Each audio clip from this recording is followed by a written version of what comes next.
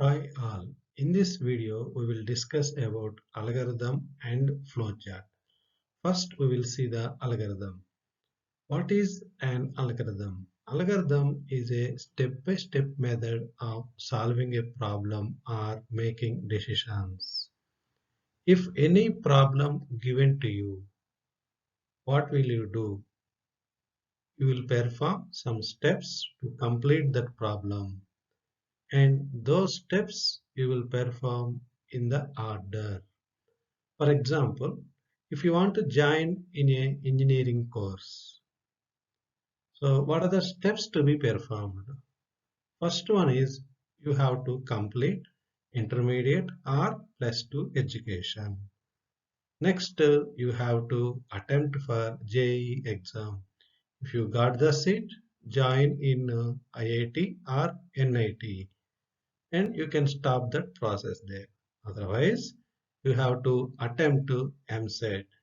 If you got the seat, join in any engineering college. Then you can stop the process. Next, if you don't attempt any exams or if you are not qualified in those exams, what will you do? You will go for the category B seats in any private engineering college. Then stop the process. So you can observe here to complete that job, to perform that operation, joining in engineering course, you are performing some steps. Okay, so those steps you have to perform in the order. That means if you are not supposed to write MSET without completing intermediate. First you have to complete the intermediate, later you have to go for the JEE or MSET, like that. Okay, so you have to perform steps in the order, and in each step, that is the definite step.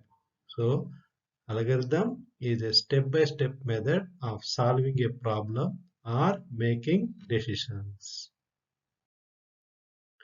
These are the properties of algorithm. So first one is finiteness. So an algorithm must terminate after finite number of steps. Okay, whether the number of steps may be 5 or 10 or 100, whatever may be the steps. So after a finite number of steps, the algorithm must terminate. Second one is definiteness. That means there is no ambiguity in the steps. Okay, what are the steps you are providing in that algorithm? There is no ambiguity. Okay, so that is to be followed in the case of algorithm. Next one is input. How many inputs you can give to that particular algorithm? Okay, that one is depending on the problem given to you. So for example, one problem given to you, that is finding the area of the circle. So what are the input you require to calculate area of the circle? You require radius of the circle. So one input is required. So after taking that input, by applying formula pi r square, you will calculate the area of the circle. So next one is output. So it produces at least one output. So you are performing one job means you will get some output. So there is no output conditions present. Okay, so here every algorithm must contain at least one output. Last one is effectiveness. So it consists of basic instructions that are reliable. This means that the instructions can be performed by using given inputs in a finite amount of time. So these are the properties to be followed by the algorithm. Now we will see some example algorithms. So first one is write an algorithm to add two numbers entered by user. So first one is start. Second step is read values num1 and num2. So here you are reading some values. You have to store in some variables. So in mathematics also, x equal to 0, y is equal to 1, like that we are taking the. So here also you require some variables to store those values. So num1 and num2, I gave the names. So what is the thing? You have to add those two numbers. We have to store in the result. I am storing my result in sum. Sum is equal to num1 plus num2. Then what you have to do? You have to display the sum and stop the process. Here you have to perform the steps in the order. First we have to read the data, then we have to perform the operation, later we have to display that particular output. So you are not supposed to display before reading. You are not supposed to write step 4 before step 2 and step 3. You have to perform the steps in the order to get the required output. So see the next algorithm, write an algorithm to check whether a number is even or odd. So here, what is the input you require? You require the number. So I'm reading the number. After that, what I have to perform? So I have to check number is even or odd. So how you check number is even or odd? If that number is divisible by 2, then that number is even number. Otherwise, that number is odd number. So how will you take that one? If remainder is 0, then automatically that number is divisible by 2. So first I have to take the remainder. So divide the given number by 2 and get the remainder. After that I am checking whether that remainder is equal to 0 or not. If it is equal to 0, I am displaying that number is even. Otherwise that number is odd number and stop the process. Next one is algorithm to find maximum of given three numbers. So what you require? You require three numbers. Out of those three numbers, which one is the greatest number? You have to find out. So I am storing my numbers in A, B, C. Okay, so first input I am taking. Then next what I have to perform? First I have to compare the numbers. So if A is greater than B and A is greater than C, what is the meaning of that one? A is the greatest number. So here print A is the greatest number. Okay, then once you find one number is greatest, is there any need to perform this step 4? No need to perform. So directly I am going to step 5. I am stopping my process. So if this is not executed, automatically I have to check the step 4. So B is greater than A and B is greater than C. What is the meaning of that one? So B is the greatest number. Okay, so if this is step 3 failed, I am coming to step 4. Okay, so here B is greater than A and B is greater than C. Okay, so I am printing this one. Then I am stopping my process. Else is there. What is the meaning of that one? If else is there, what is the meaning of that one? Here, this condition, what you are giving here, that is wrong. In that case, what is the meaning of that one? Already step 3 failed. Then only you come to step 4. Here also this condition failed. That means A is not greatest, B is not greatest. What is the meaning of that one? Automatically C is the greatest number. So you are printing that one and you are uh, completing the process. So like that you can verify which number is the greatest number. So here if you are using one if condition, so you are going to take some decision. So if this is greater, we have to take this one. If this condition is satisfied, you have to print like that. Okay, so if is there, we are taking some decision. So next one is algorithm to find sum of first 10 natural numbers. So here already in the question is given. So how many natural numbers you have to find out? 10 natural numbers. So what are those 10 natural numbers? So first 10 natural numbers. 1, 2, 3, 4 up to 10. So here there is no need to read any data.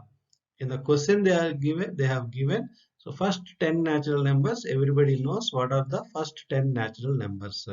So here that is to store the result, I am taking one variable sum. So in that I am going to store my result. So next one is uh, here we have to execute this process, or we have to perform this process repeatedly. That means first we have to add 1. 1 plus 2 we have to perform next. Next 1 plus 2 plus 3. Next we have to add 4 to that one. Next we have to add 5 to that one. Next we have to add 6 to that one. Up to 10 we have to add. So total final sum you have to print. So that to store result value I'm taking sum and I'm initializing that one to 0. Okay, then I is equal to 1. Why I am taking I is equal to 1? I have to start from 1. 10 natural numbers, 1 2 3 up to 10. Okay, so what is the condition I'm taking? I is less than equal to 10. So what is my I value? 1. 1 is less than equal to 10. Okay, so here you have taken two variables, okay, sum and I. So initially sum value is 0, I value is 1. So like that we have to check. Okay, next I is less than 10, 1 is less than 10, satisfied. Then sum is equal to sum plus I. So what is initial sum value? 0. So 0 plus I. What is current I value? 1. So what is 0 plus 1 value? Is 1. Sum value becomes 1. So this result you are assigning to the sum only. So sum value becomes 1. So if this is satisfied, go to step 4. So in the step 4, what is there? I is equal to I plus 1. Okay, what is previous I value? 1. I plus 1. So I value becomes 2. Okay. Then go to step 3. What is the meaning of this one? Again, you are going back to this process. Again, you are comparing I is less than equal to 10. What is current I value? 2. 2 is less than equal to 10. Satisfied. So sum is equal to sum plus I. So what is previous sum value? What is previous sum value? Previous sum value is 1. So 1. Okay, what is current I value? What is current I value is 2. Okay, so 1 plus 2. Okay, value 3. So total sum value becomes 3. So go to step 4. Okay, this is satisfied. Go to step 4. Step 4, you are coming here. So I is equal to I plus 1. Okay, what is current I value? 2. 2 plus 1 is 3. So I value becomes 3. Go to step 3 and you are going back. So what is current I value? 3. 3 is less than equal to 10. Okay, that is satisfied. So if that is satisfied, what you have to perform? You have to perform sum is equal to sum plus I. What is current sum value? 3. Okay, what is current sum value is 3. What is the current I value is 3. 3 plus 3 sum value becomes 6. After that, go to step 4. Okay, in the step 4, what we are performing? I is equal to I plus 1. So I value becomes 4. Go to step 3. Again, you are going back. So in the here, what is there? I is equal to I less than equal to 10. What is current I value? 4. 4 less than equal to 10. Satisfied. So then sum is equal to sum plus I. Okay, so what is current sum value? 6. What is I value? Is 4. 6 plus 4 value is 10. Okay, so go to step 4. In the step 4, what is there? I is equal to I plus 1. Okay, so what is current I value? 4. 4 plus 1 is 5. So go to step 3. Again, you are going back. 5 less than equal to 10. Satisfied. So then sum is equal to sum plus I. Okay, so what is current sum value? 10. Okay, current sum value is 10. Then what is current I value? Is 5. So what is the value? 10 plus 5. I value sum value becomes 15. So then Go to step 4. In the step 4, what is there? I is equal to I plus 1. I value becomes a 6. Again, step 3. So I less than equal to 10. 6 is less than equal to 10. Satisfied. Then sum is equal to sum plus I. So what is current sum value? That one is 15. Okay, then what is current I value? Is 6. So 15 plus 6. Sum value becomes 21. Again, step 4. I is equal to I plus 1. I value becomes 7. Go back in step 3. What you are going to perform? You are checking I is less than equal to 10. What is current I value? 7. 7 is less than equal to 10. So that is satisfied. So if that is satisfied, we have to perform sum is equal to sum plus I. What is current sum value is 21. What is I value is 7. 21 plus 7, its value becomes 28. So step 4. Okay, the step 4, what is there? I is equal to I plus 1. So then I value becomes 8. Go to step 3. In the step 3, what is there? 8 is less than equal to 10. Satisfied. If that is satisfied, you have to perform sum is equal to sum plus I. What is current sum value? 28. What is I value? Is 8. 28 plus 8 is sum value becomes 36.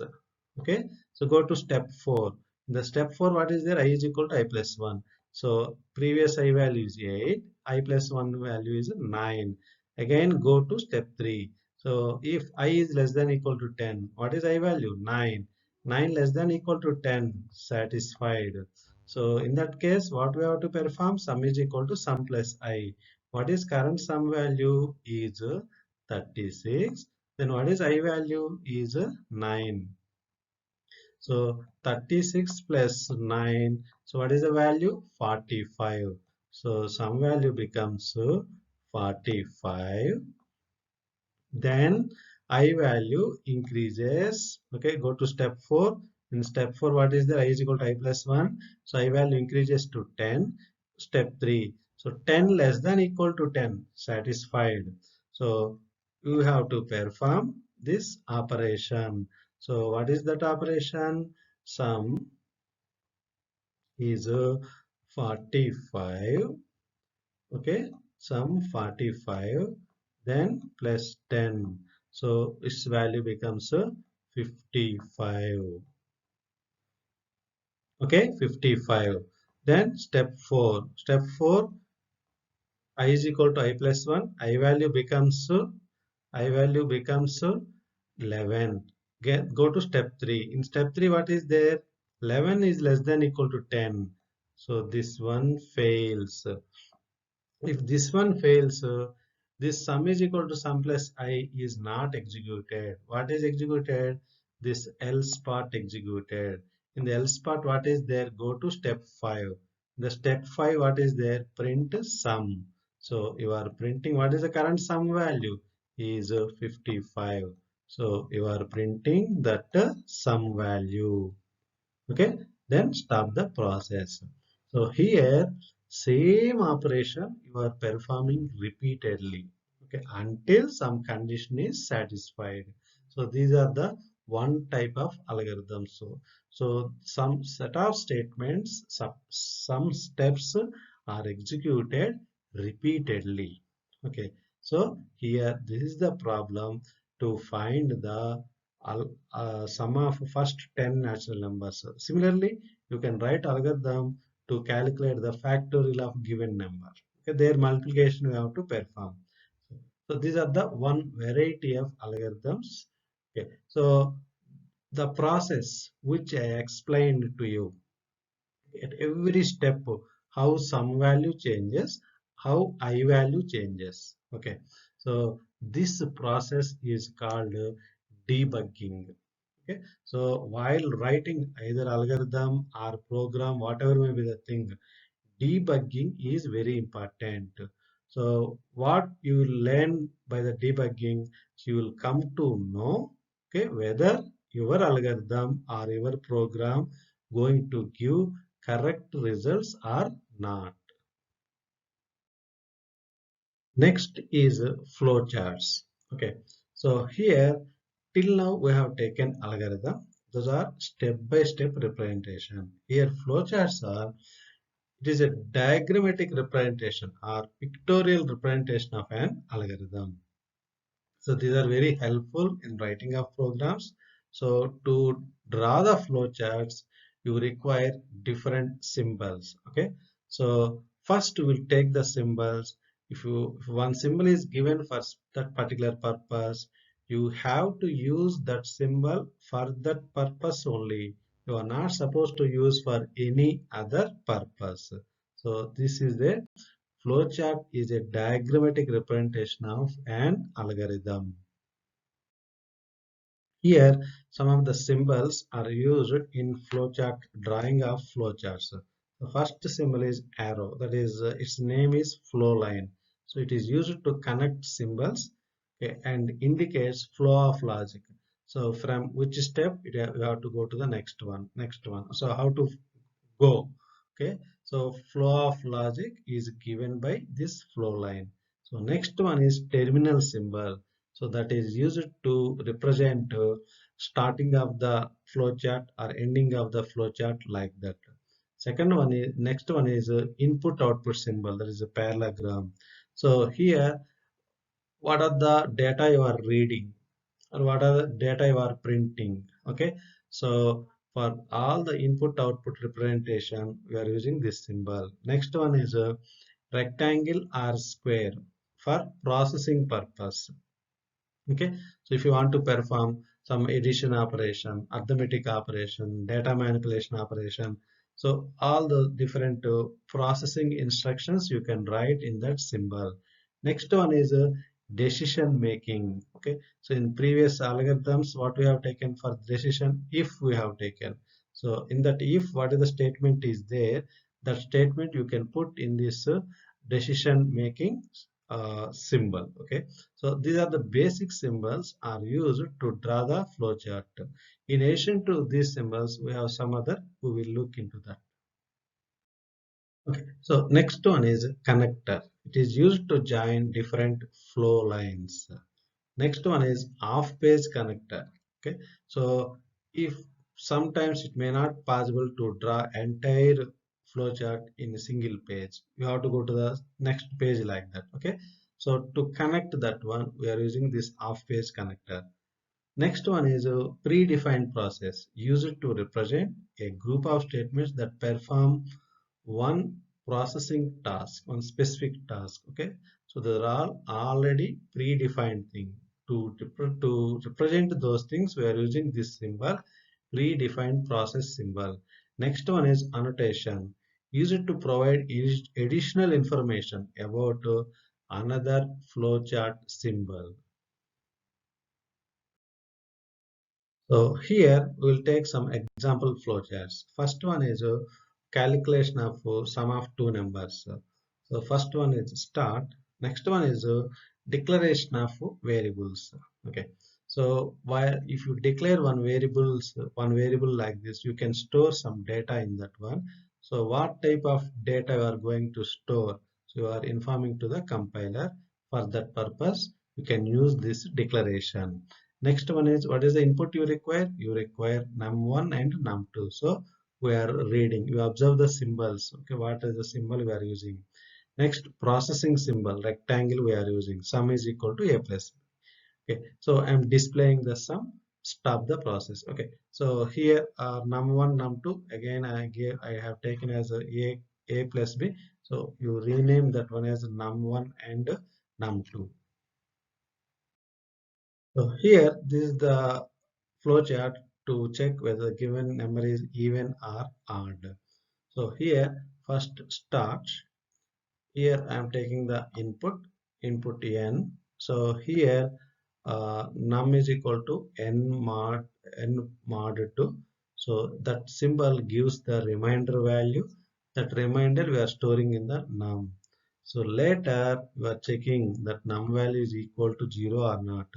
If it is equal to 0, that means yes, print even. If it is not equal to 0, we are printing odd.